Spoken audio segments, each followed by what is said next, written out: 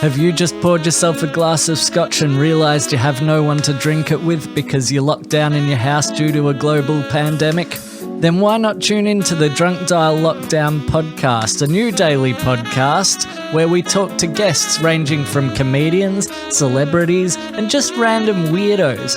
It's now available on Apple Podcasts, Google Podcasts, Stitcher, TuneIn, Spotify, or anywhere else you get your podcasts.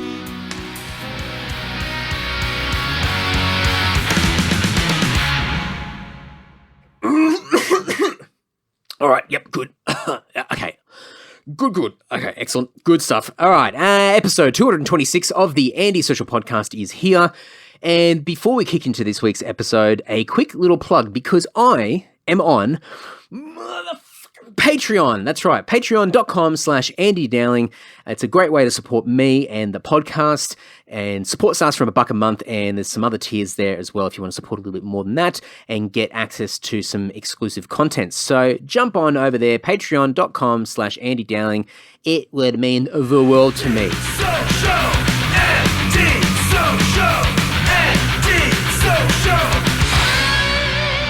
Yep. That's correct. Episode 226 of the podcast is with Aaron Osborne. Aaron is a muso and a podcaster. He plays in a million different bands, such as I Exist, Mental Cavity, Burn the Hostages, and he's got his own podcast called the Oblivious Maximus podcast, which has been around for years. I think it's been around longer than my podcast, potentially. But it's relaunched this year with a new format, which we talk about in this episode. And great guy. Great chat. We spoke about podcasting, music, and went off on a whole bunch of different tangents. So hopefully you'll all enjoy this chat. I end up catching up with Aaron on his podcast, the Oblivious Maximus podcast, episode 87, I think, where I talk about one of my favorite albums. So you can go and check all that out. But we talk about the format of his show in this episode, so you'll get a bit more context. But go over to obliviousmaximus.net.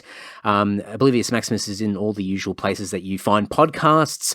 I think it's soundcloud.com/Oblivious Maximus. All these bands are on Facebook, Instagram, and Twitter, no doubt. So I'm going to have everything in the links over at andydowling.net and andysocial.net as well. But enough of me. Enjoy this chat with Aaron Osborne.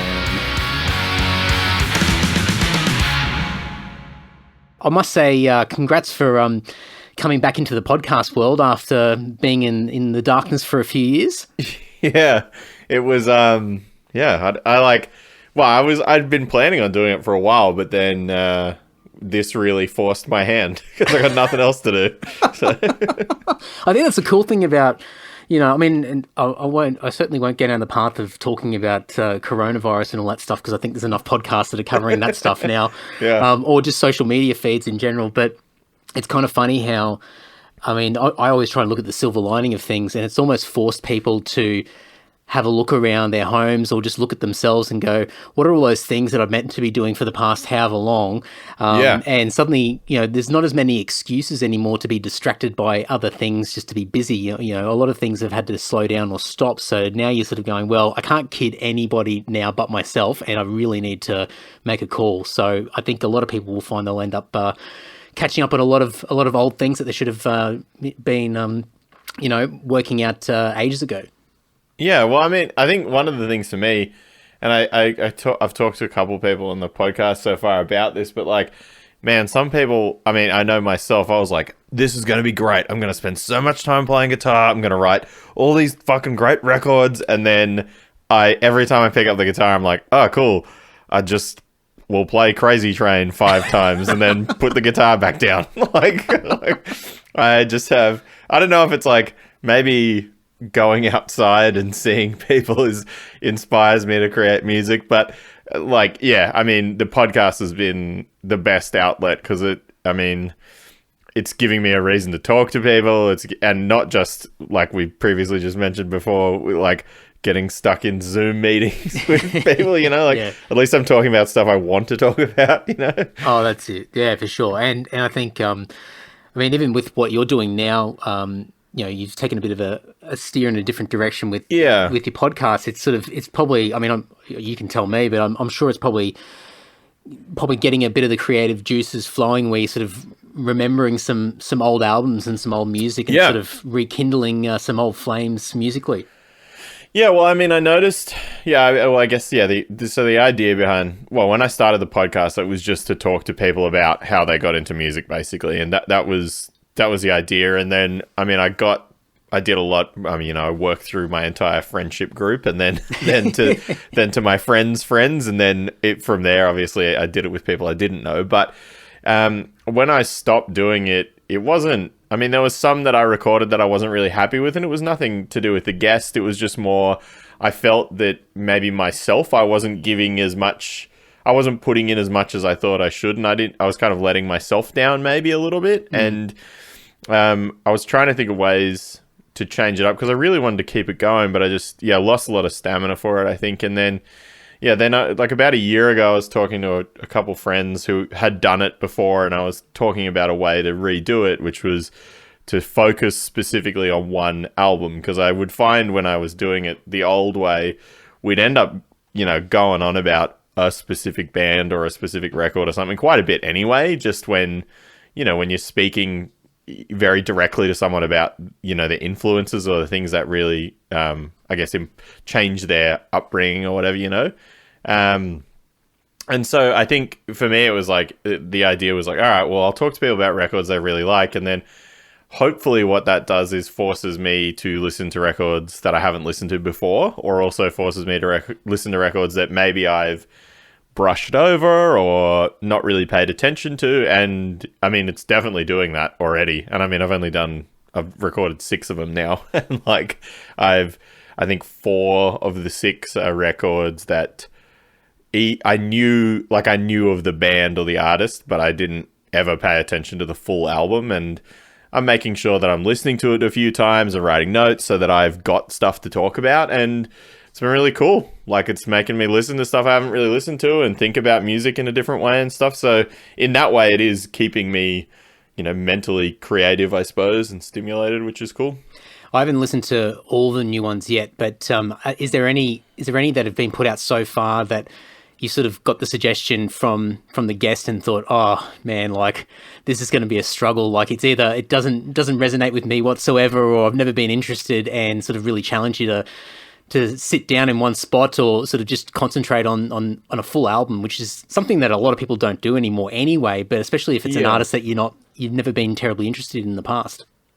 I wouldn't say that any of it's been like, I've been like, oh fuck, I gotta listen to that. Like, but there has been a few that I haven't, that I've had my own opinion on. My friend Stu, who plays guitar in this band, Comeback Kid, he wanted to do a Green Day record, and I come from metal. I don't listen to Green Day, and while I have spent a lot of my time playing in hardcore bands and with punk dudes and stuff, like, I've just never really paid attention to Green Day, and to me, they were always one of those bands that, I mean, I know radio rock Green Day, and then I know their 4 popular singles from when they were, like a young punk band or whatever. But the record that he chose is a record, it's called Insomniac, and it's definitely like not the Green Day that I know. It's not radio rock Green Day, and it's not like, I mean, it's them sort of, I guess it was like a record they released as like a reaction to a really popular pop punk record that they'd put out previously. And so it's very like song driven and a lot more musical. And I mean, again, like when he first said Green Day, I was like, okay, like I assume I will have heard these songs, and I'd heard maybe one of the songs on it I'd heard before in high school, but like that was interesting for me to talk about that. And then another one I did with Nate, who plays bass in Converge. He chose the U2 record Joshua Tree, and I mean, I know that record and I know the singles off that record. But to me, U2 now is like Bono's kind of a loser, and and like they put their record on everyone's iPhone, and cunts. Like that's sort of what I associate U2 with. Yeah. And then I sat and listened to that record over the course of like, a bit of a rainy Sunday, and it's a great record. Like, I don't know why I haven't paid attention to it before. And like, it's in terms of, it's not just the singles, it's like a cool full album piece, and I think that's been the coolest thing as well, that the records people have been giving me to talk to them about are like, they're good albums. They're not just, it's not just a single and then 9 other songs. It's like the whole record's a cool record to listen to. I think that's something that I don't do anywhere near as much as I used to. I mean, I find mentally I just don't have time to go from an album from start to finish, and I'll listen to random tracks, and especially with, these days, I've got my Spotify subscription, so I'm just on shuffle and streaming through playlists and whatever, and it's very rare that if I do go back and listen to an album, it's usually an older album that I'm already familiar with. So it's kind of cool even just listening to you sort of describe that, because there'd be so many songs that a lot of us would just glaze over and not even know exist, because we've just been so fixated on whatever the songs were that got a video clip or were on the radio or whatever popularity was attached to them, and all those what you call filler tracks or B-sides or whatever it might be are probably where all the gold is. Yeah. And I mean, I don't know, like I think I got, I mean, when I was a kid or when I was younger, before streaming services and things like that, like I definitely was big into, like, I mean, I always have been really big into, like, I love full records and I love listening to a record in full. And then I think I kind of got the same way when I first signed up with, with Spotify and all those sorts of things. I was more just like, chuck on like the shuffle function or whatever, and it'll just, churn you, or put on a song and it'll just churn you through to the next one. And you skip the ones you don't like or whatever, and you just keep going. but like I think over time, and certainly over the last like year or two, I've definitely got way more in the habit of listening to like full records again properly. And that's actually been like a thing that's been cool about, I mean, working from home right now as well, is that like I don't have to listen to the radio or whatever nonsense is playing in the background at my office. Like I am in charge of the office radio now in my living room. And that's been cool too. I just, I've been listening to way more music since I've been at home, because I got to have something on in the background. So, Do you sort of have a bit of a method to the madness as far as when you're selecting albums to play during the day? Do you sort of think in advance about what you want to listen to, or is it more of a spontaneous sort of, I feel like this, I'll just chuck it on and just go with the flow? I feel like of the last couple of weeks, I've just been like, whatever, I'll just pick something at random. I mean, I use Spotify for it, and like I'll just pick whatever Spotify serves me up as like your favorites or recommended for today, or what, one of those things, and then my brain will sort of kick off from there, and then I'll take the wheel, But I mean, I have actively been trying, obviously because I've been talking to people about specific records. If I do know the band, then I'll sort of end up in a bit of a black hole listening to a lot of their stuff, if I like it. And I mean, otherwise I've just been I have been actively trying to listen to things that I know have been an influence on me writing songs, because I do hope at some point in the next however long I'm trapped in my house, I actually do something with all these goddamn guitars. But like, this is the one time I should be using them, and I'm not. But I mean, I think I've been trying to explore things a little bit as well. Like, been watching a lot of stuff on YouTube and watching old shows, and then, old tapes of, bands playing festivals and things like that, and then spiraling into their catalog from there and stuff like that too. Yeah, I like the wormhole sort of, or rabbit hole of just sort of starting with something, and then suddenly it's like, oh, that's triggered the next thing. It's almost like if you're on YouTube, it's the related videos down the side. Yeah, you suddenly go, oh shit, okay, and then before you know it, it's probably half the night's gone or half the day's gone, several beers in or whatever. But I love that kind of stuff, because it's there's an element of spontaneity to it, but especially if it's stuff that you remember, and it sort of sparks some of those old feelings of getting into music or getting you inspired. I mean, it's hard, because it's very rare that I sort of feel that way when, like, I still remember, like, when I was getting into music and you'd see like a song on Rage and you just go, what the hell am I watching? I've got no idea what this is. Like, but I like it, and I can't even comprehend what I'm listening to. Or, someone's got a tape at school or a burnt disc or whatever, and you're trying to get into that, and just all those old feelings. And then suddenly one of those songs pops up on a mix or on YouTube or something like that, and you're just like, oh my God, and you suddenly get thrown back through like this time warp. and then you start to go, oh, that's why, I wanted to play in a band, or that's why I have been doing what I've been doing for the past, however many years, and you kind of forget all about it. You kind of lose course. It's kind of cool when you do that. Oh yeah. And it's been like, I think that I guess the time spent specifically listening to a lot more music lately is like, it's really helping me remember why I am so obsessed with this stuff, and I have devoted so much of my being to doing it. So yeah, it's been cool. I mean, I'm really, while obviously, don't want to rabbit on about too much, but while there is obviously a lot of negative aspects to everything that's going on at the moment, the music part of it has been really cool. Like listening to a lot of records and stuff. Oh, that's it. I mean, I think it comes down to whatever you can do to get through, the moment in time that it is now, and everyone's got their own ways of dealing with it. Some of it's constructive, and other ones are destructive. But yeah. I mean, I think that's awesome, especially when you're sort of capturing some of those old feelings, and hopefully, as you said, with your guitars sort of hanging around you, hopefully it gets you productive in other ways as well. Yeah, fingers crossed at some point. You both of the bands that you're in, I mean, they're both based in Canberra, is that right? Yeah. I mean, I Exist in Mental Cavity, two of the bands I play in, they're both Canberra bands. I mean, I Exist started when I lived in Canberra, and then Mental Cavity is half of I Exist, and when I Exist wasn't doing stuff, the three of us just started a new band together. So well, that makes it kind of easier. Yeah. But yeah, they're all still in Canberra, those guys. What's that like for you? 'Cause, I mean, you're obviously from Canberra, but you're living in Melbourne now. Has that changed as far as how you get shit done, or is it just the power of the internet sort of keeping it all sort of flowing? Well, it's quite interesting. I mean, all those guys, well, most of the guys from I Exist and Mental Cavity, we all used to play in hardcore bands before that, and a lot of us.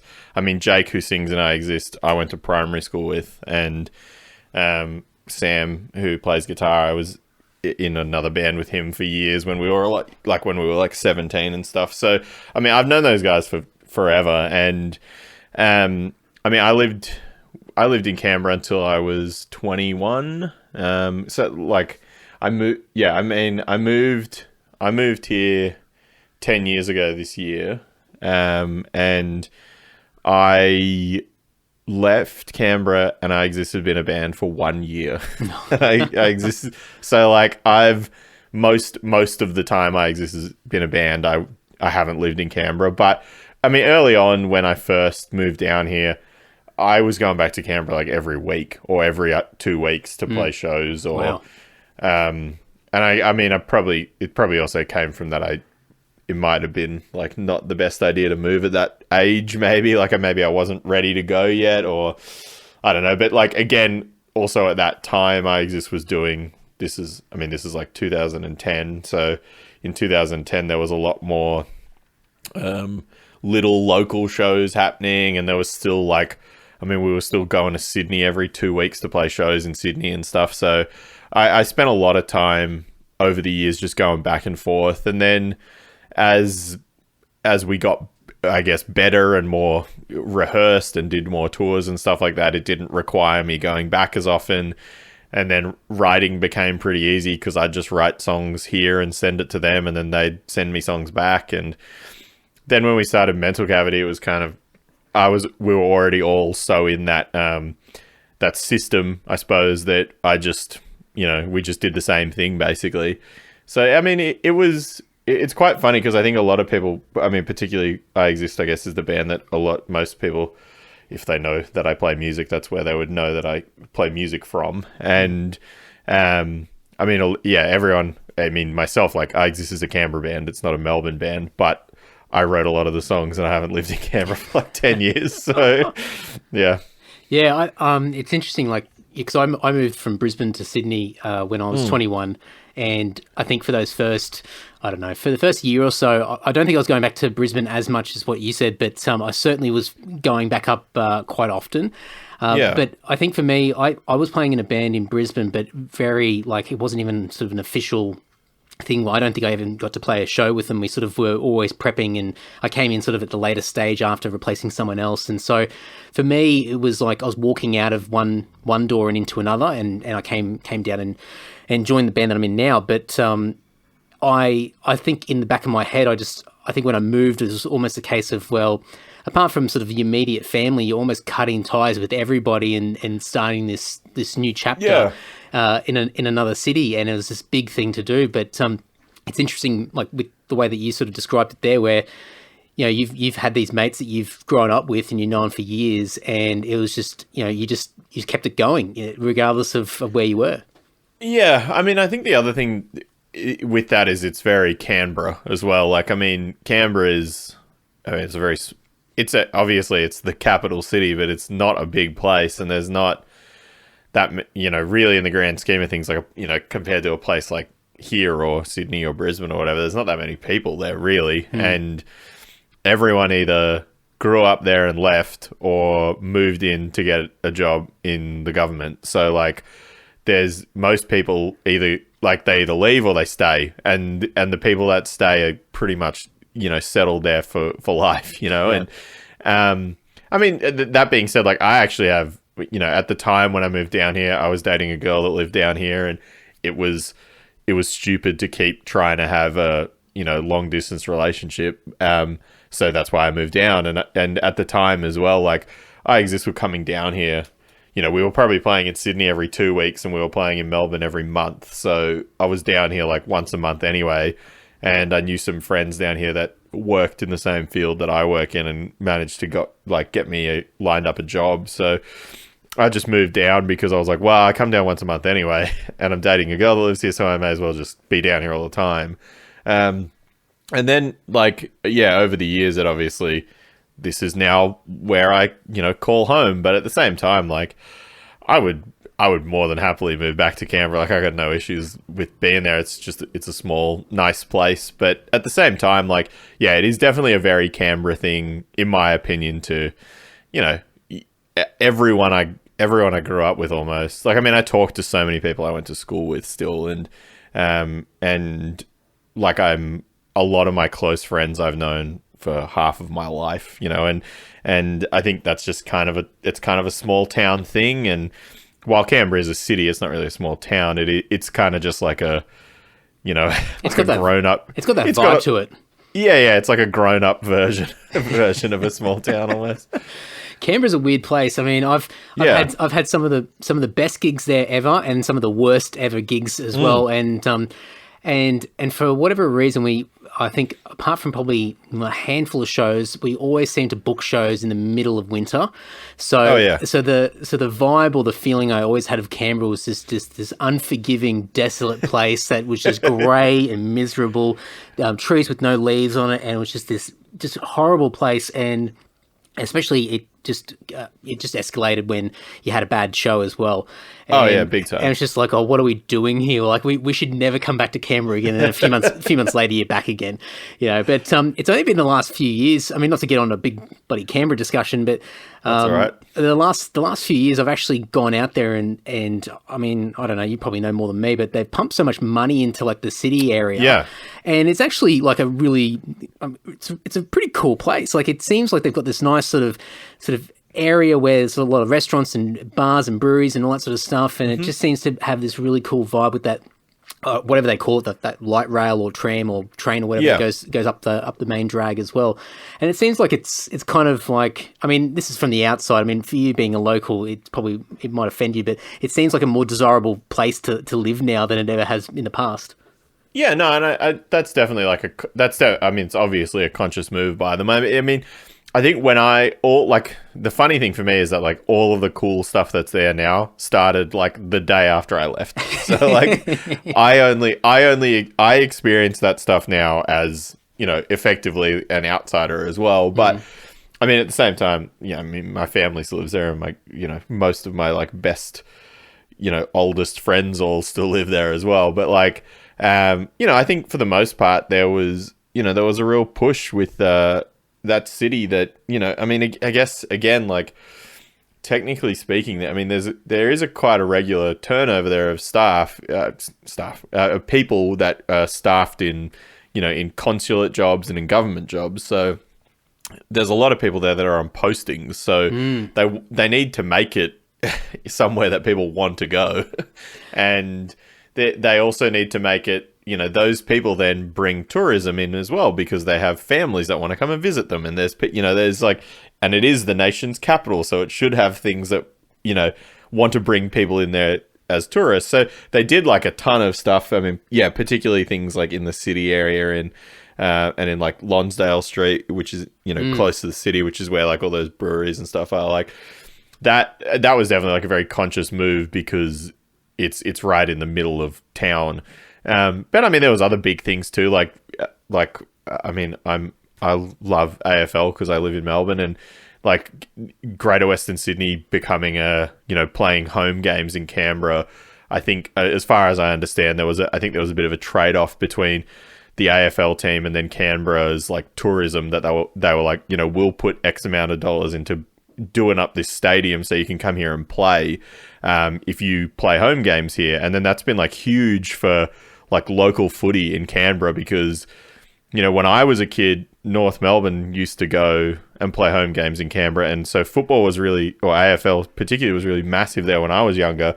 And then when they stopped going there, it totally died in the ACT.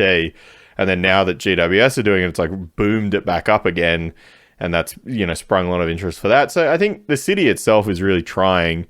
And even music venues too, like there isn't that many there anymore. There's certainly nowhere near as many as when I was younger, but the ones that are there are trying really hard to be, a place that people want to go and play and a venue that people want to go to.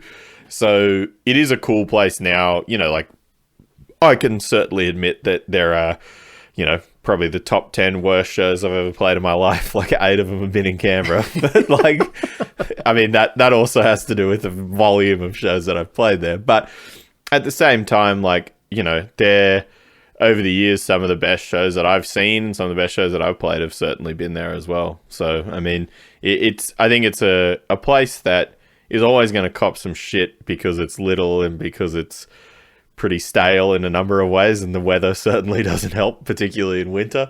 But it's definitely a place that they're trying to rev up and make a place that people want to go to. I reckon the missing piece now for Canberra is to bring back the Canberra Cannons, and then then just you'll be fine. Like we'll be set. It'd be the booming metropolis of Australia. Yeah, bring back the NBL to Canberra. Well, the NBL is growing, so maybe it will. Maybe it will. That's it. Yeah. No, I've always had a bit of a love-hate relationship with Canberra, but just in the last couple of years of going out there, I've sort of gone, oh shit, it's actually got a cool vibe to the place, and it's kind of a desirable place. But even like what you said before, like, that stuff's starting to happen just as you left. It was exactly the same for me when I left Brisbane, because Brisbane was, it's bigger than Canberra, but it still had that sort of big town vibe to it. It was never like a city vibe. And then suddenly they just smashed so much infrastructure into the city, and just a similar sort of thing, gentrified a lot of the sort of inner suburbs and just made into this really, really interesting place to live and visit. And I remember like living in Sydney, and Sydney was just, for me, like so different to Brisbane. So I was just completely obsessed with Sydney and loving it. And I was living in the inner west as well, where, all the drop kicks and the musos like me and the alcoholics me were all there. So that was fun. But I'd always look sort of towards home and go, oh man, like, why didn't this happen like 10 years earlier? Why couldn't I sort of enjoy this stuff while I was living there? So every time I go back, I sort of look around and go, oh, maybe one day I'll be back. I don't know.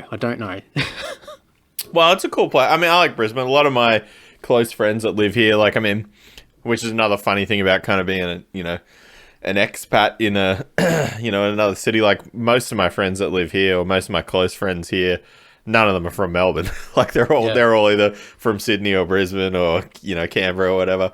And I think that's one of the coolest things that touring gave me as well was that I do have a appreciation for most the major cities in Australia for one reason or another. And I made a lot of friends, and I think a real positive of that is that, I probably never would have gone. I can't imagine that I would have gone to Brisbane anywhere near as much as I have because of playing shows. I've been there multiple times a year for the last 10 years. And I mean, I would assume most people that don't play in silly metal bands get to do that, and it's a cool thing to do.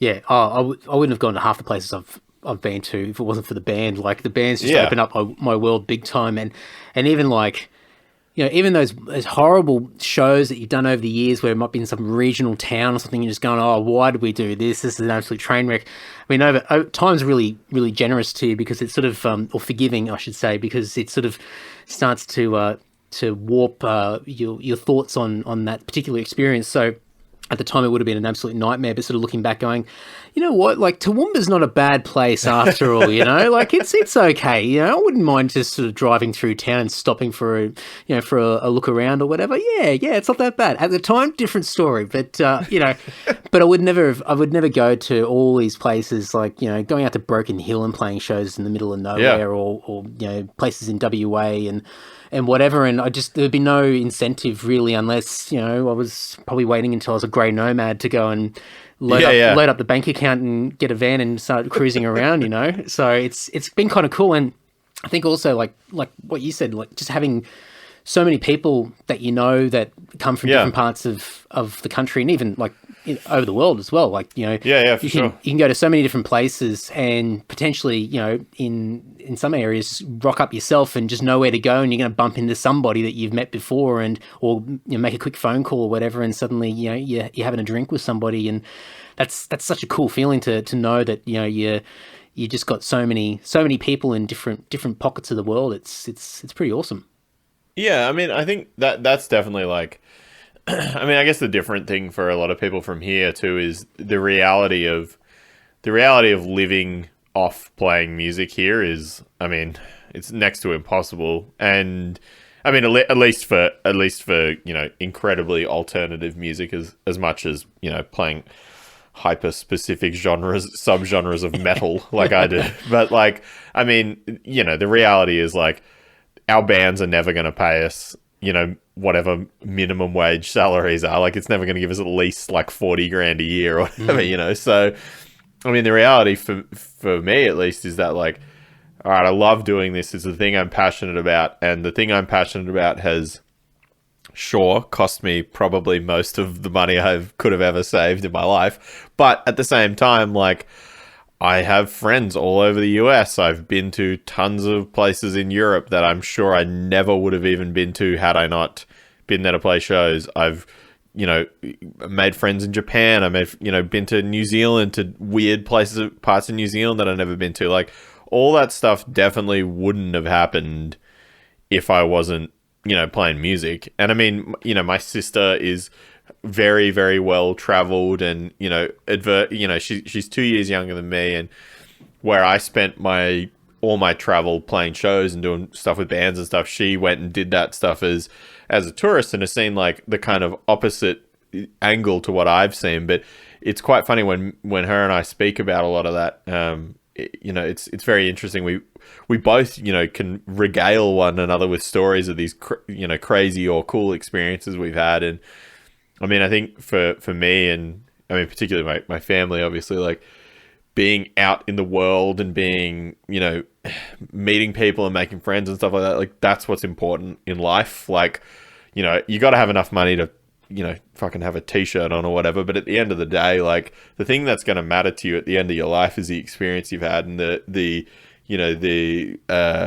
life that you've lived, not how well you did at uni. Because like, I mean, that shit doesn't matter the second you get the piece of paper. So like, yeah, I agree. I mean, I'm exactly the same. And I mean, I think I went overseas for the first time on my own, like, without sort of a family holiday, when I think I was 20, I think. And it was just an eye opener. It was almost probably the equivalent of, well, this is probably a very extreme example, but it's almost the equivalent of like people going into the draft or something like that, like a mandatory draft where you suddenly become like, it's the coming of age sort of thing where suddenly you're put into all these situations where you have to think on your feet. You're dealing with people that you've never dealt with before, language gaps and cultural differences, and suddenly you have to think quickly and adjust to things. And it just opened my world up. I was suddenly like, wow, this is, what I thought was the right and the wrong thing to do, or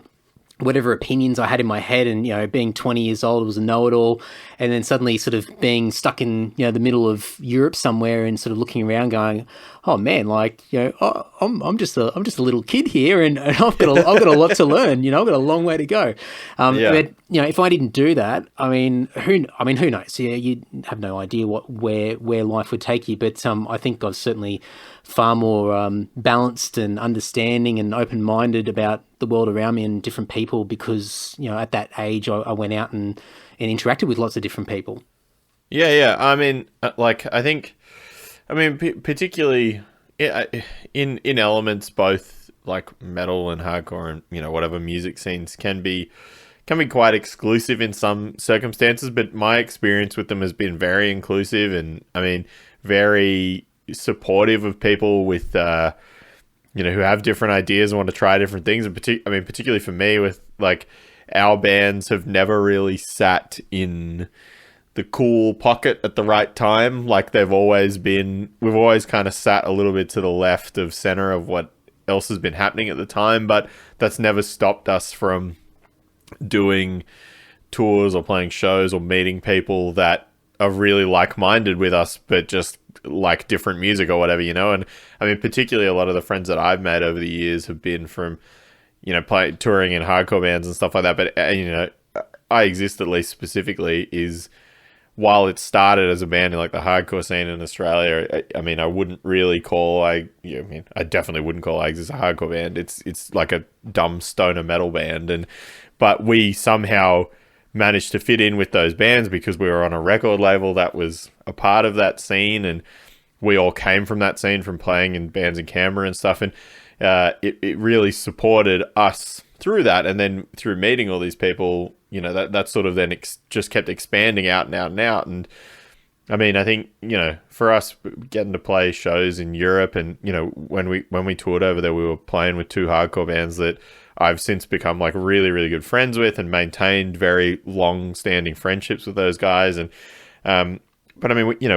we played some, played shows in France, and a dude came up to us in France and was like, oh, I got an I Exist tattoo. And it was like, oh, fuck. Like we didn't even know that people over there liked our band. Like our records had only come out over there like a month before we got over there. And, Wow. And that stuff's sick. Like, and particularly at the time, it was like, it blew my fucking mind. And, now, not that that's the be all end all, but at the same time, like I have stupid memories of dumb, drinking and all this stuff over there. That's really funny. But then as well, I have really good memories of just like, making friends with these bands that like I probably never would have met had I not been given that opportunity. And then now those guys, I talk to every day from that, and they live on the other side of the world. And like, I don't know very many, people from, I guess what would be called like normal society that have friendships like that and have,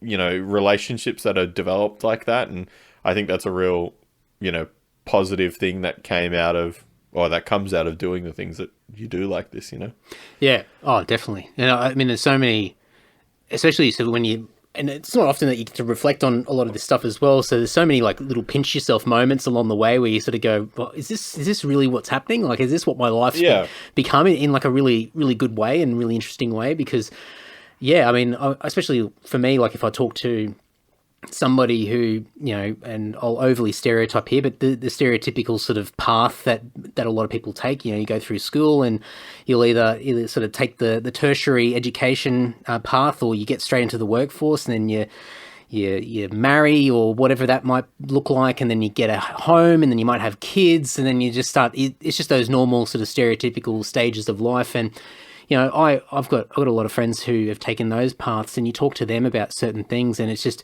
it's very interesting to see. I don't think, at least for myself, I don't realize how lucky I've been or how different or unique some of my experiences have been until I've sat down and just had very casual conversations with different people that have probably taken the more traditional path. And for them, they're super happy and chilled and content in what they've chosen, which is great, and more power to them. But it's it's almost like a mirror when you talk to these people, because you go, oh wow, like I'm so used to, and I'm sure you're the same, like when you talk to your mates who you've known for years through music, or share those common interests, and it's just that's normal, that's life. And then you start to talk to somebody outside of that inner realm, and you go, oh wow, yeah, okay, maybe we are doing something a little bit different. Yeah, I mean, I think, I mean, there's absolutely nothing wrong with people doing what is more a traditional path. I think for me, I was just like, I was doomed from the start. I spent the whole time in school wishing that I wasn't at school, and wishing that I was playing, picturing myself being, Pantera live at, in Russia in '94 or whatever. Like, that's what I wanted to be doing, not listening to people talk about maths or whatever. And like, I guess that it's different. It's what different people want to get out of that. But then, similarly, like for me, where, most people went to uni straight away, I didn't go to uni straight away. I just played music. And then when I did go to uni, I took forever to finish an undergrad degree because I was going on tours all the time, and I'd only ever committed to doing it part-time because I moved to Melbourne and needed to pay rent because I didn't live at my mum's house and things like, and like,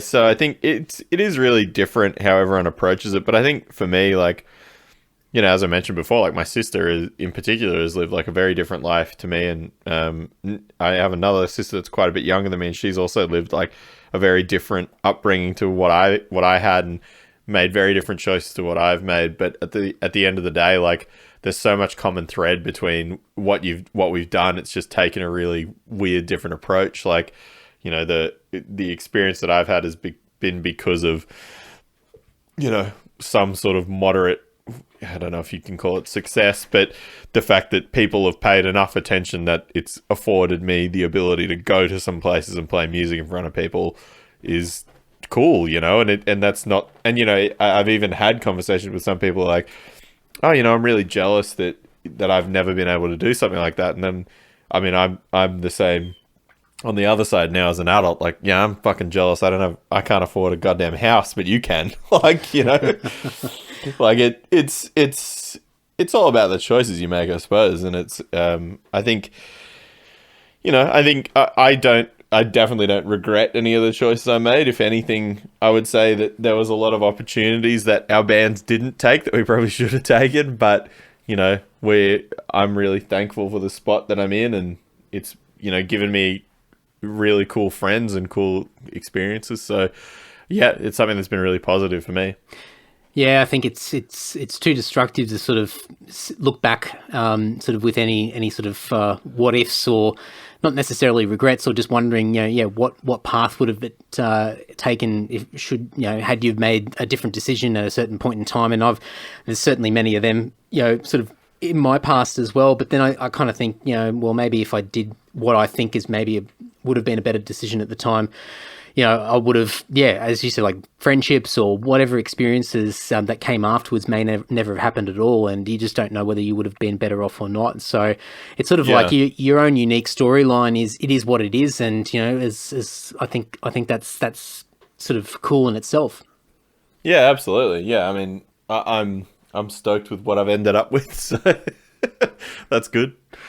You mentioned, like, obviously having a bit of background in sort of those hardcore scenes, as far as having a lot of mutual friends, being on a shared label that sort of dealt with a lot of hardcore bands. And I sort of like, because this is the first time we've ever had an actual chat. We've just sent a couple of messages back and forth, and that's been about it. Which goes to show how quickly you can build rapport when you as I said, like, having a common interest in music or whatever. It just suddenly, bam, like, here you go, we're off and running. But you talk about being at school and sort of wishing you're sort of like picturing yourself like playing in Pantera in Moscow or whatever it might be. And for me, like, I just remember, like, standing in front of my bedroom mirror, pretending I was James Hetfield, and just like my mum coming in and just catching me sort of doing some power stance and trying to go, Oh yeah, big time. But was sort of your origins sort of always sort of more sort of in the metal sort of side of things, or was it sort of a bit more hardcore? Or was there any sort of, was that sort of a later thing that the hardcore stuff started to come in? Yeah, I mean, for me, it was like from 12 or 11 or whatever, it was metal straight away. And it was, it started out, I grew up overseas. Like I lived in a lot of places, but predominantly in Asia until I was 12. And growing up over there in, the environment that we grew up in, we were exposed to a lot of like American television and American upbringing, and that like we went to American schools and things like that. And I suppose at that time, the mid to late 90s when I was over there, it was, metal was huge, and particularly, your bands like Metallica and Slayer and Pantera and stuff like that, and then obviously nu metal as well, Korn and Slipknot and all that shit, was like, all that stuff was monstrous in the world of music videos and in the world of the internet, as primitive as it was back then. And so I mean, I got into metal. I got into metal through listening to, like, I was listening to hip hop first, and then hip hop became nu metal, and then nu metal became Pantera, and then that became death metal, and that's sort of how it spirals. But yeah, I mean, I don't know. I think my parents split up when I was 12 or 11, and for any 11-year-old boy who's listening to aggressive music, whether it be hip hop or whatever, nu metal is a very angsty outlet. And so I dove right into, fuck you, mum, fuck you, dad. And, listen to that stuff. And, while it probably, in hindsight, wasn't the most intelligent way to approach my feelings, it definitely helped express them. So, I dove really heavily into that. And then when I moved to Australia, I mean, I've been playing music since I was a kid. Like, my mum plays piano and plays guitar and stuff. And so when we were kids, we always played music. And I played piano when I was a kid, and I played cello and clarinet and trombone, and did played lots of things when I was a kid. And then as I got more into music, then I got into playing music. So, and obviously when I was getting into nu metal, the trombone wasn't relevant anymore. So I started playing drums and guitar and stuff, and then through that started playing music with other like-minded people at school and things. And that at the time was classic school band. Like, I was playing drums and wanted to play in Pantera, and the guitar player was playing guitar and wanted to play in Tool, and the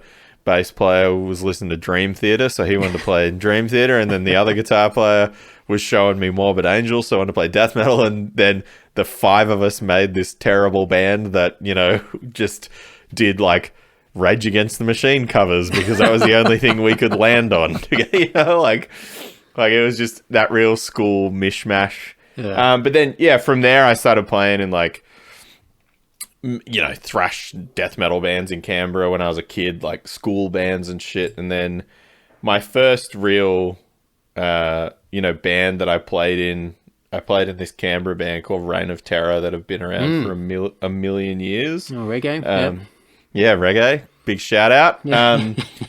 So I played drums in Reign of Terror when I was like, I started playing drums in Reign of Terror, I think when I was 15, maybe, or 16.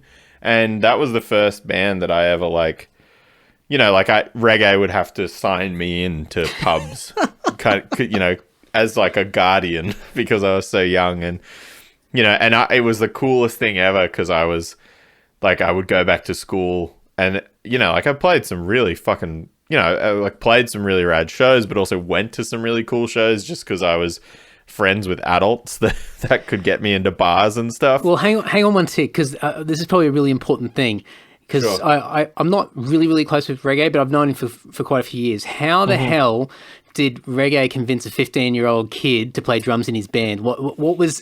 How did... I must have... I definitely was like sneaking into shows a lot. Yeah. So I worked at this music store, Better Music in Canberra, and has subsequently become like this amazing Australian online music store. At the time, it was just a guitar shop near my mum's house, but I did like work experience there when I was in year 10, and then I started working there when I was in year 11, I think. And so I met lots of people through working at the music store. Right. And I think I probably met Reggae at the music store, probably. Yeah. And I was like one of 2 people that worked at the music store that wore Cannibal Corpse shirts and had long hair, you know? And That's enough. yeah, exactly. But then, and I used to sneak into shows all the time. And then because I worked at the music store, and the music store, like people who worked there also worked at venues, they used to just let me in without, and you know, that it was, back then it was cool too. It wasn't like, and I wasn't fucking around or anything else. It was kind of just like, hey, if you're in here, you can't get drunk or otherwise I'll kill you kind of thing. And it was like, okay, I won't. And then, you know, I'd just stand at the back of the room. And I think I met Reggae through that. And then I think we just started talking because I had like a Bathory shirt on or something, and Reggae has a very bad Bathory tattoo that he did on himself. So like, I think we probably started talking like through that. And then, and I played drums and they needed a drummer, and that's sort of how we ended up doing. But I mean, it was really funny because the first time we ever practiced, I had like a jam room set up at my mum's house. Like we had a granny flat at the back of our house, and she helped me she allowed me to like soundproof it and play drums in there. And the first time I ever jammed with them, they came over to my house, like to my mum's house to jam. And I remember afterwards, after the 2 guys that were in the band, Reggae and this guy Chris who played bass, they both left. And my mum was like, so are they both like okay? Because they're grown men. And I was like, yeah, it's fine. They're not. It's nothing weird's going on, you know, like. But yeah, maybe I was 16, I can't remember, but I was definitely very young. Like, I was definitely a kid. And I left Reign of Terror, I think, when I was 18. Yeah, so like, I was never an adult in that band. I love it. Yeah. That is so good. I had no idea. That's so funny. Oh man. Yeah. So you did Reign of Terror, and then what is that sort of beginnings of I Exist? I kind of. So I guess when I was in Reign of Terror, I also played in this metal band from school with friends that was called Echo Inside. And that band was like, everyone in that band that I went to school with ended up sort of going down the classic path of, you know, as they turned 18 and finished school, they all kind of stopped listening to metal and started getting, you know, half of them went to uni, the other half went straight into the public service, and, you know, at the time all cut their hair and got jobs, and, you know, and I did music at school and that's all I wanted to do. And, you know, when I finished school, I was still working at the guitar shop and things like that. And all I wanted to do was play music. I didn't want to go and do all those things that everyone else was doing. And when I was working at the music store, a friend of mine was like, listened to hardcore a lot, and obviously knew I played drums because I was in Reign of Terror and things like that. And then he, he just said, he was like, oh, we're going to start a hardcore band. Do you want to play in it? And I was like, I don't know what hardcore is, but I can play drums. So if it sounds like metal, I can do it. And then he was like, he was like, oh, listen to this, this, and this. And I was like, oh, this is just easy metal. Like that was the way I interpreted, when I was a kid, that was how because I was playing death metal at that point. Like to me playing hardcore was, oh, okay, it's just metal with half the drums. I have half as many toms and kick drums, and I can just play the same beats. So I started jamming with him and some other friends, and then that eventually became a hardcore band called Slow Burn, and then that had two of the guys from I Exist in that band. And that's sort of how that was my like intro to playing hardcore. But that ended up being, at the time that was happening, we were playing in Canberra. We were one of like, 4 hardcore bands, I suppose, in Canberra that was really regularly playing shows, and particularly at that time playing with international hardcore bands and international metal bands and stuff that, that I guess for us was kind of like this is like 2006, I guess, 2007. It was kind of like the boom of when international touring started coming through Canberra like all the time. Like every week there'd be a show. And when there's only 4 or 5 bands locally that play, you got a pretty fucking good shot of opening for those bands. So like, we very quickly went from playing at youth centers to playing, opening for like Agnostic Front. And, like I didn't, obviously I was very young and was like, oh, this band is like Phil Anselmo from Pantera wears Agnostic Front shirts, so they must be fucking cool. And then, then that gets you into Agnostic Front. You're like, oh, these guys are older than the singer from Pantera, so this is a really cool thing. But similarly, I had similar experiences with like metal, in metal as well, playing with like Dismember and things like that, like things I subsequently would love to do now as an adult, but I haven't had the chance to do. But I did them when I was a kid, But yeah, that's kind of how I ended up in the hardcore scene, and then from there, like those guys just became all my friends, and then I over the years tricked some of them into thinking that what we were doing was hardcore when it was really metal, and now I'm in Mental Cavity has two of the guys, Alex and Murph, who play in Mental Cavity, are, 2 guys that I met from hardcore bands, and I've ostensibly tricked them into playing in a death metal band. So like that's been cool. That's been cool for me. Well done. Yeah. Oh man. Yeah. I think it's funny how you sort of link things together as you go, and it's not. That's the great thing about a lot of this stuff is that it's never calculated. You're never sort of sitting back going, I know what the path ahead looks like, and you just sort of, it's as opportunities pop up, it's just a matter of just saying yes and giving it a shot, and then you just, it'd be months or years down the track, you sort of look back and go, how the fuck did I end up here? Like, who would have thought that I'd be, playing with these bands or in this part of the world, or just still playing music, let alone just at the bare minimum. So it's cool to see how sort of everything sort of links up in hindsight. Yeah, well, one of the funniest things to me too is like, all I've managed to achieve, playing with some of my favorite bands. Like I've toured with my favorite band of all time and become friends with my favorite band of all time. Is that I Hate God?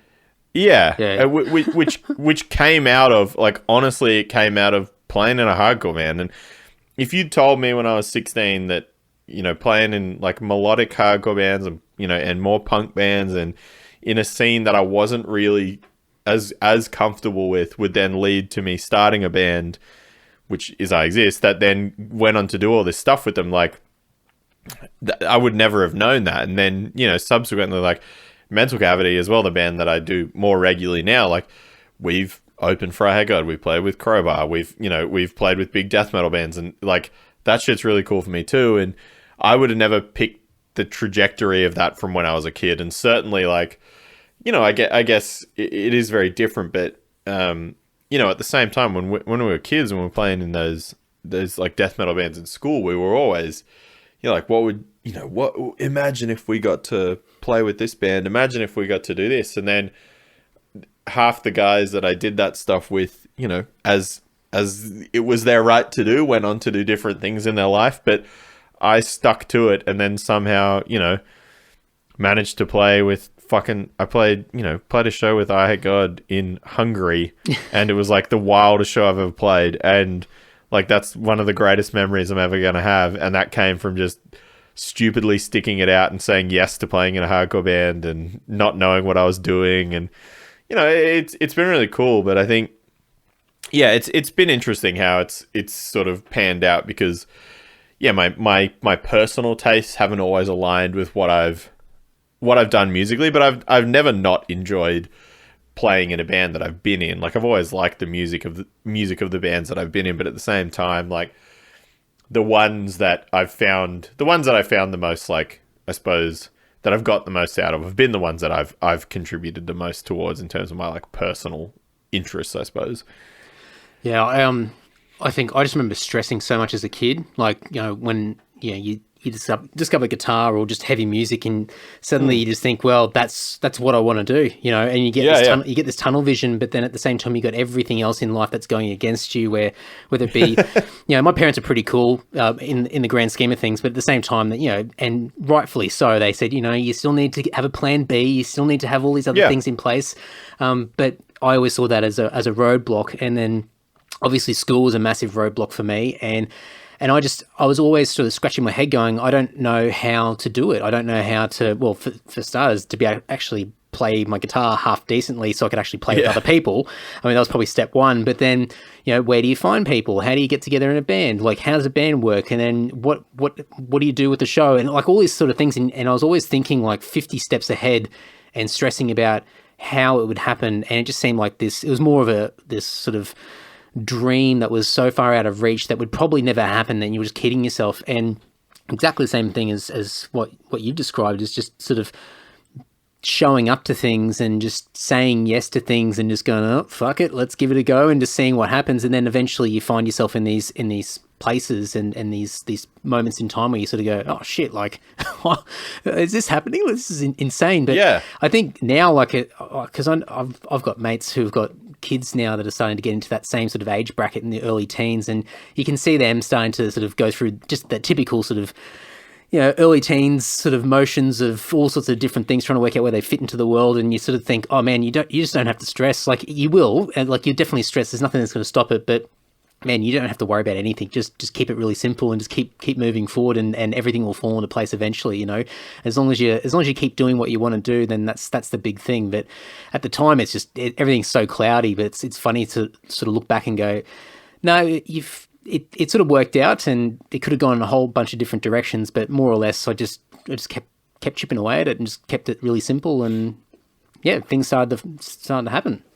Yeah, I mean, I think the thing for me is just like, you know, not too classically to harp on about it, rather is like, you know, actually not having too much of a plan or too many regrets on the things that came out of not having a plan. I mean, I think for me, if I had followed, you know, certainly if I'd followed the feedback that everyone gave me instead of ignoring it, then I wouldn't have done half the stuff that I've done. And, you know, I would say, you know, 50% of that was good choices. 50% I probably should have listened to my mum, you know, but at the same time, you know, she would admit, you know, now that, like, yeah, you got those cool experiences that you wouldn't have got had you not listened to me, you know? So, like, I mean, I think for me, I'm definitely one of those people that's like, I look back on everything that I've, you know, obviously there's been shit times in my life, but I look back on everything that I've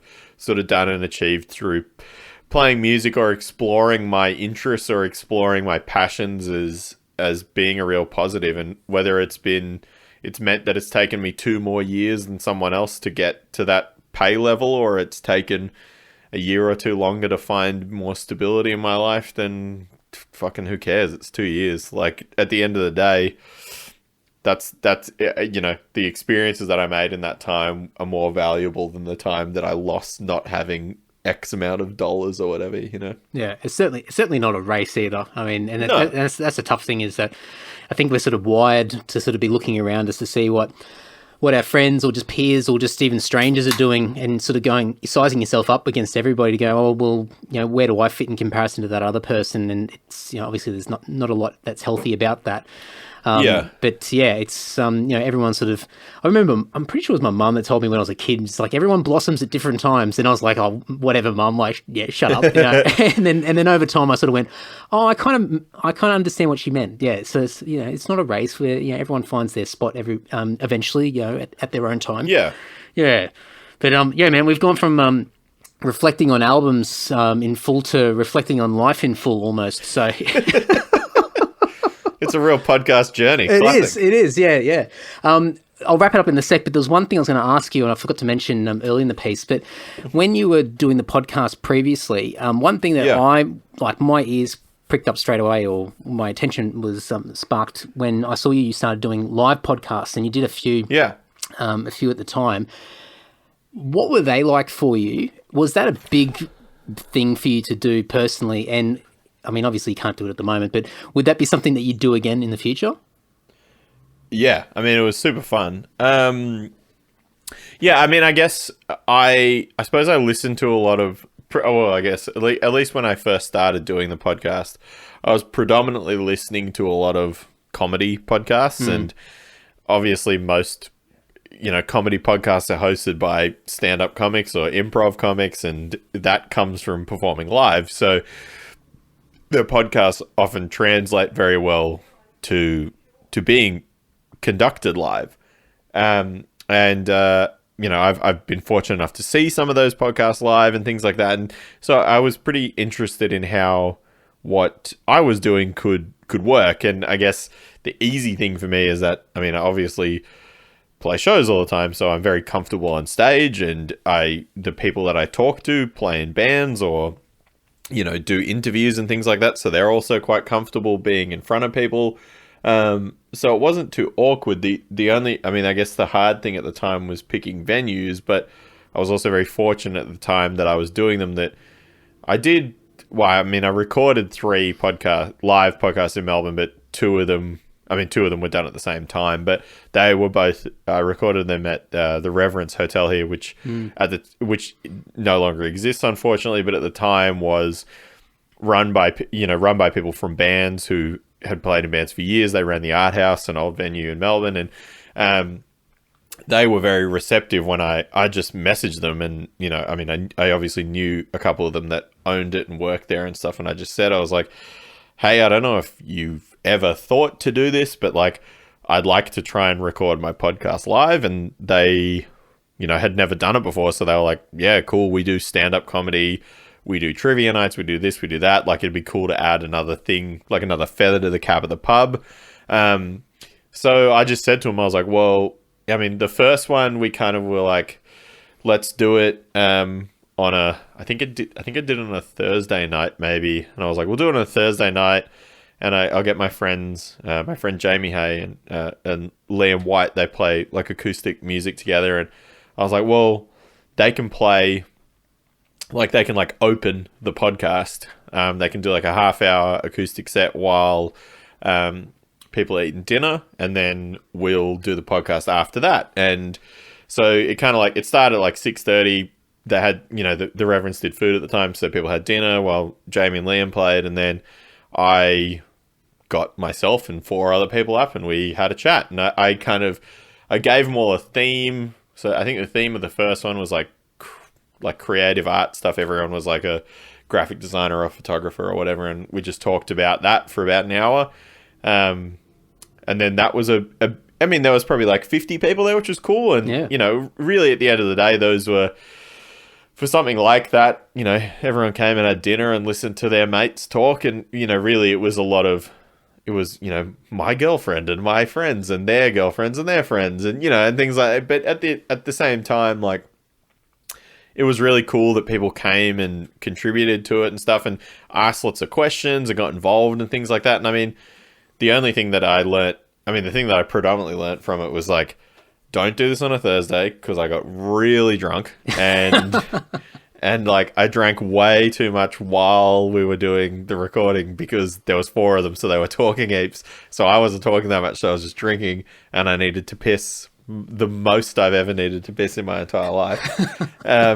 So I learnt very quickly about that, and then yeah, and it went well. And I just sort of said on the podcast, I was like, if you have feedback, give me feedback. If you came, message me and tell me what you thought. And I got a lot of feedback on it, which is cool, and people were cool about that. And then, and the Reverends were really happy, because they had like whatever it was, like a Thursday night that would usually be kind of a whatever night for the pub, had like 50 people come in and eat dinner and get drunk, so that it went well. And then I organized another one, and the second time I sort of said to him, I was like, all right, can I do it on a Saturday now instead? And I'll do it like in the afternoon. I'll make it run up to the time where you would have a band playing anyway. And then, so that time I did one podcast, and then I had my friend's band play, and then we did another podcast. And Young Henry's at the time, were sponsoring shows a lot, and I got them to sponsor the podcast and Mad. the live thing. So they gave us a ton of, booze to give out and sell and stuff. And similarly, like, people came and started in the afternoon. They had a couple drinks, listened to the band, and then had dinner while we were doing the second one. And then it ended up carrying on because the Reverends were smart and booked a band that night that were kind of in the ilk of what the people that would come to my podcast. So it was cool. And then, and I did one at Crowbar in Brisbane as well. And, they're good friends of mine too. And they were kind enough to let me use their upstairs bar at the time to do the podcast at. And yeah, it was really fun. I mean, it was kind of one of those things that I think just because of, like, the point of playing music for me obviously is enjoying the music and enjoying the thing that I'm doing with my friends. But at the end of the day, music is performative. Like, you're not, it's very ignorant, I think, to say that, like, oh no, fuck you, music's just for me. Like, yeah. If it's just for you, why are you putting it on a goddamn record and charging money for it? If it's just for you, you'd put it out for free. So, I mean, the whole part of, it's really, fueling my attention-seeking personality, and I guess doing the podcast at the time was like, it was only natural for me to try and do one live. And the first one went okay, and then the one in Brisbane went okay as well. And then the second one I did in Melbourne was probably the most successful. And then I was actually planning on doing another one, but then I sort of died off doing the podcast, and then the Reverence closed. And then, I'd definitely do it again. I think the two things that made it work really well were eating. So I need to find a pub that can serve food, but also, because predominantly everyone I know and everything that I talk about is music related, like a venue that is very well associated with music. So the Reverence was perfect for that. And when society goes back to some sense of normality, I'd definitely be keen to do it again. It was really fun. And it's a cool thing to do too, because I guess the other thing as well, particularly as you grow more into an adult, you don't always just want to go to shows. Like, it's cool sometimes to go to a thing where you can sit and just, the chatting goes for 45 minutes or an hour or whatever, and then it's over. Like, it's not like, you're not committing to a whole fucking session at it, Yeah.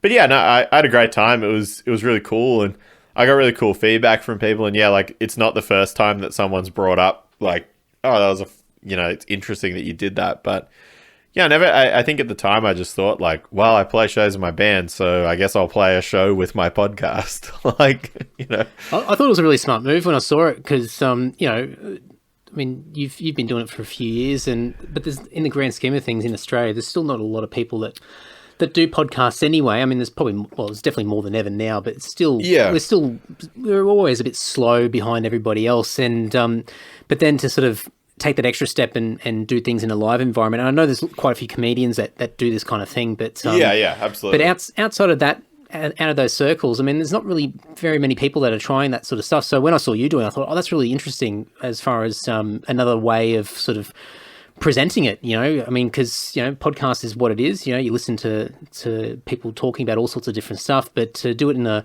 live environment, which for me is like, it's appealing, but there's also an element of, it's a bit daunting because, I'm so used to getting on stage with a guitar and you can sort of hide behind a wall of noise and your guitar and whatever. But then when you're speaking, it's so much more stripped back, obviously, and very raw and it's like, is this going to work? What about those dead spots of, the silence? Are we going to have an awkward moment where I can't do a post edit? It's just, we're going to have to just roll with it and just hope that the audience there are going to be receptive to whatever the hell's going to happen. So I thought it was really cool that you did it. So it's good to know that it's something that was positive for you and something that you definitely do again down the track. Oh yeah, I hope I can do it again. We'll see how this goes. Hopefully people like the new version of the podcast and then I can have a go at it. Well, the last question I'll ask you is, coming back into it, and obviously it's timely given everything that's going on and that sort of influenced you to kick back into it. Have you sort of in the back of your mind thought, is this just, you're just going to see how it goes for however long until you sort of, potentially lose that drive again? Or have you sort of said, well, I'm only going to sort of commit to X amount of episodes or X amount of months or whatever it might be? No, not really.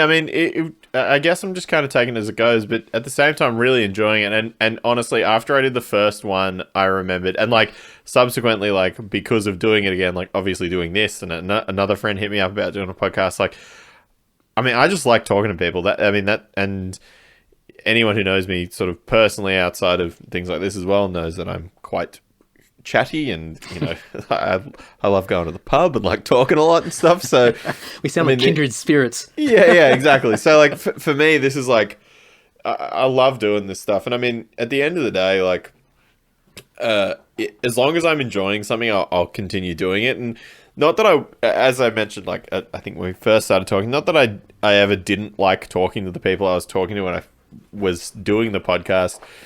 The thing that just happened to me was I just got to a point where I thought, like, when I first started doing this, I loved doing it and I thought it was super fun. And then when I got to the end of doing it, it became like a chore, and it wasn't a chore because of the guest. It was a chore because of me. Like, it was, I don't feel like I was lifting my weight in the conversation anymore. And that's why I thought I thought it best to stop doing it. But at the same time, now that I'm doing it again, I'm feeling really enthused about it. So I think the only thing for me that I think that I would keep being a part of the podcast itself is making sure that I review and adjust if things do get a bit stagnant for me. But I do think the scope of what I'm doing with this now will allow it to go for longer. I mean, I guess the other thing too is that like everyone I've done the podcast with of the new version has already messaged me since and said like, oh, I want to do another record. Like, so, which is really cool. And, yeah, definitely. And like, even like,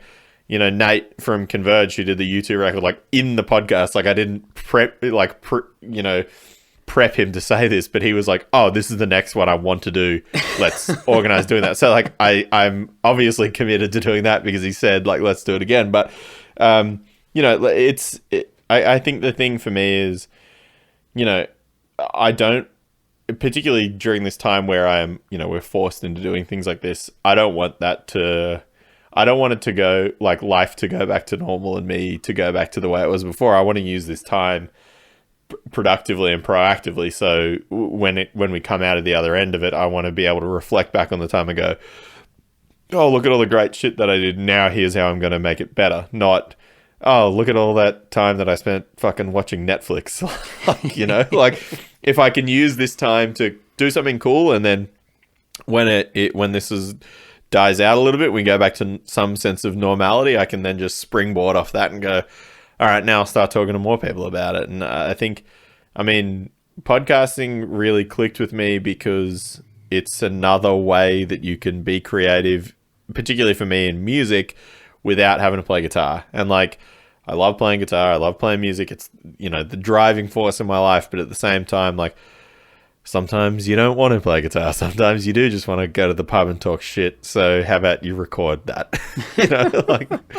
Just validate some of those other things. Yeah. Yeah. So, I don't have a cap on it at all, or don't have a plan to stop. I mean, I think I'm being very productive at the moment because I have nothing else to do. So I'm putting up 2 a week, which is like, bonkers compared to what I was doing previously, where I was doing like 1 a month.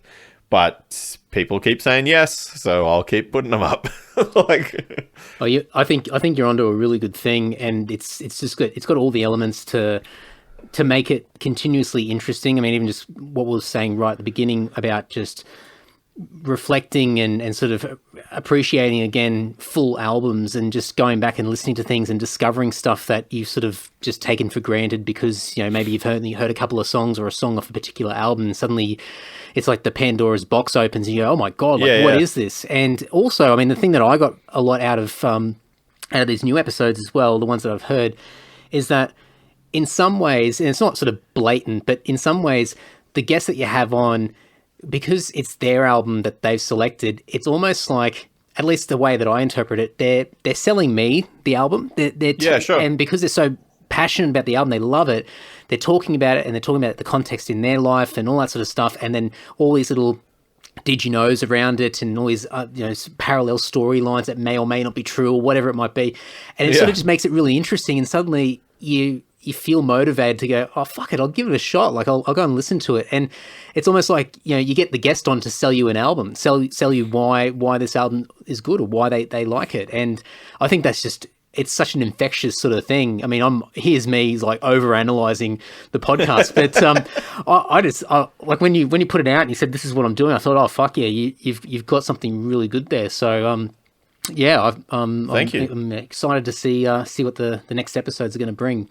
We'll wrap it up, but do you want to throw a few links or anything in particular where people can check you out and follow what you do? Sure. Well, the podcast is called Oblivious Maximus, and if you just use whatever you're using to listen to this right now and search Oblivious Maximus, you'll find it. Which is me talking to people about music, as we've just said. I play in a couple bands. I play in a band called I Exist from Canberra. It's I Exist Music on all the social media things. It's on all the streaming things as well. And a band called Mental Cavity. Same, Mental Cavity, just at Mental Cavity at most things. And all on the streaming things as well. And then I play in a band from Melbourne called Burn the Hostages as well. And you can check us out on all that stuff too. So just at I Exist Music, at Mental Cavity, at Burn the Hostages, or at Oblivious Maximus.